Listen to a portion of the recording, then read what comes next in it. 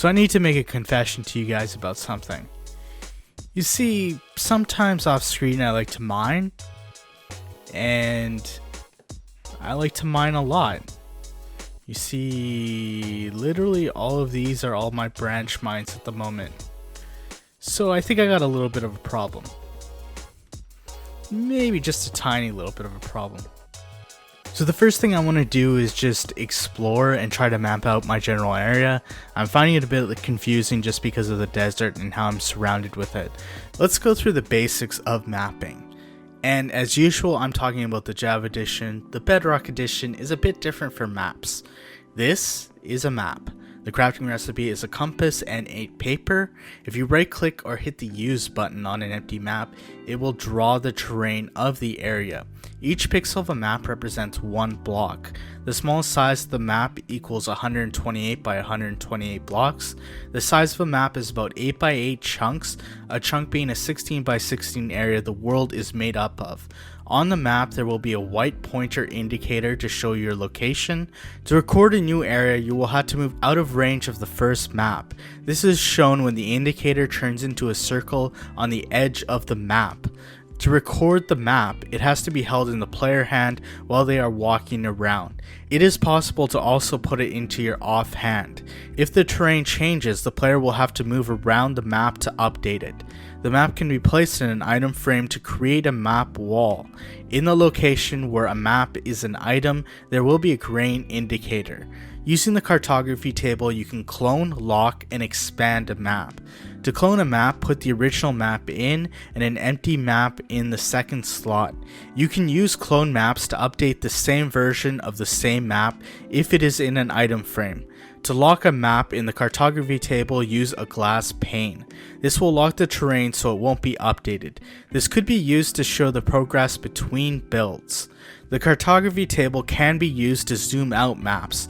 To do this, put the original map and a piece of paper in the second slot.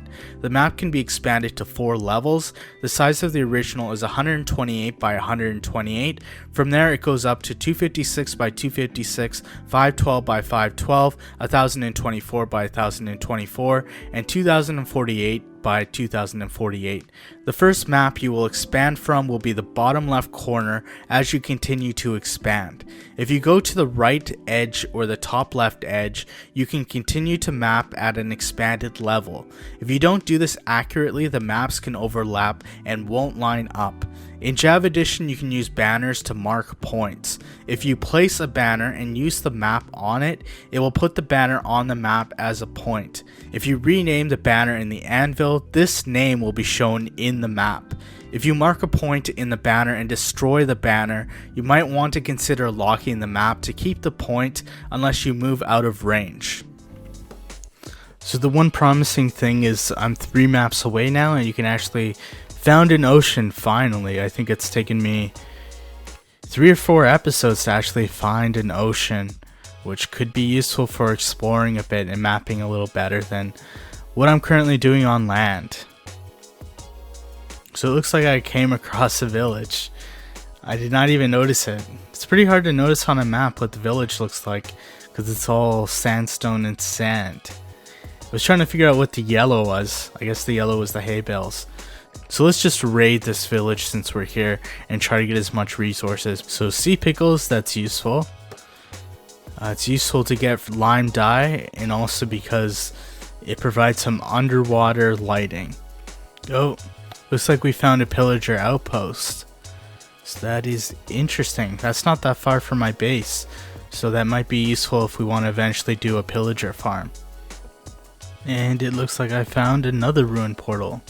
So got a fire charge, protection for golden boots, and let's just steal all of this stuff and continue mapping.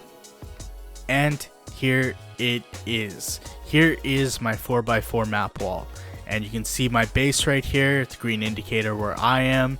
There is of course the plains of my base, which is pretty small when you look at it in context of this map. The desert that's around it, there's a river that cuts through. You can see ocean here. There's the desert village that I found. There is plain, savanna, and some extreme hills, and there's a savanna village right down there.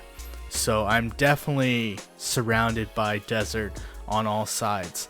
So a couple things that I should indicate about this map wall is that when I was mapping out each map, I expanded it to the next size. So each map tile is about 256 by 256. The reason I did this was so it could show more area, but this also made it a bit more difficult because I had to make sure I was in the bottom left spot when I mapped a new spot, which meant I either had to get to the edge and map over to the next map, or I had to make sure I was a certain amount of blocks away from where the map was. So that made it a little more interesting and difficult. And now that I've done this, I think it's time to move on to the next thing I want to do, which is get some nether quartz and finally go to the nether. Okay, so here is the nether portal I've constructed. It is 4x5, which is the smallest size you can have it. And I have my flint and steel. Let's light it up and let's take our first trip into the nether. And first trip into the nether. There we go. Oh, and we're in a crimson forest. That's pretty good. Although I think I had to watch out for hoglins. Almost thought... I forgot about piglins too. Ooh, this might not be a good idea. Oh, that's bad. Now let's get out of the nether. Okay. So, well, we're gonna have to get some gold before we actually go in there. I completely forgot about that. Yeah. That's a good reminder. The second voyage into the nether was a lot more fruitful. Equipped with a golden helmet, the piglin were a lot more friendly. I watched the local wildlife like piglins, hoglins, and striders. Found the new biome, the Soul Sand Valley, close to my nether portal. Walked extremely slowly on some soul sand. I grabbed a bunch of different items. There was magma blocks, which I had forgotten I had a bunch of already. The crimson and warped fungus. Mined some soul sand and some soul soil. That's a bit hard to say with all the S's. Broke some nether fossils to get some bone blocks. Mined some nether gold ore. And even more nether gold ore. Plus, guess what? Even more nether gold ore. Finally got around to mining some nether quartz. I also watched some piglins and a hoglin fight. Fought a skeleton in the Soul Sand Valley, which feels like I was fighting in slow motion. Was unable to deflect a gas fireball. Then I was able to deflect a gas fireball before the gas just went away for no reason. The closest I came to dying was getting attacked by a hoglin. I somehow was able to kill the hoglin before he killed me, which means I did not die, at least so far in this episode. After all that, I went back through the nether portal to my base. So I think I got enough stuff from my one trip. I got at least a good stack and a bit of quartz and a mix of other things which will be useful. So I'm kind of tired of this constantly happening where I completely forget about the melon farm and it just grows and I'm kind of wasting the space. So I think it's time to get rid of this thing. So I just gotta destroy this all. So there you go, it is all gone. I filled in all the water sources and you can see it's dehydrating and eventually it'll just turn into grass. And I guess I'll have to come up with a new idea for this, but guess it's time to build that pumpkin and melon farm. So, you know what that means. Time lapse.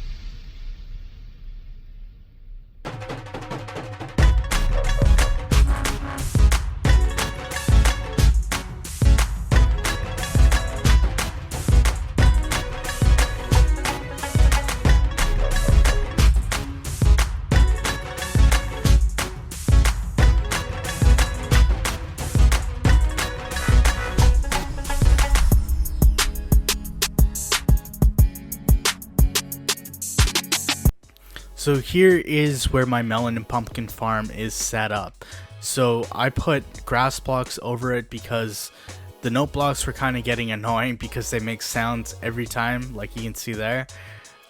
So yeah, let's explain how this works. So I built it right next to my cactus farm, so when I eventually want to set up a system for it to get to the surface, I can use the same system for both. So there's where my cactus farm is, and here's where my melon farm is. And let's go down and look at it.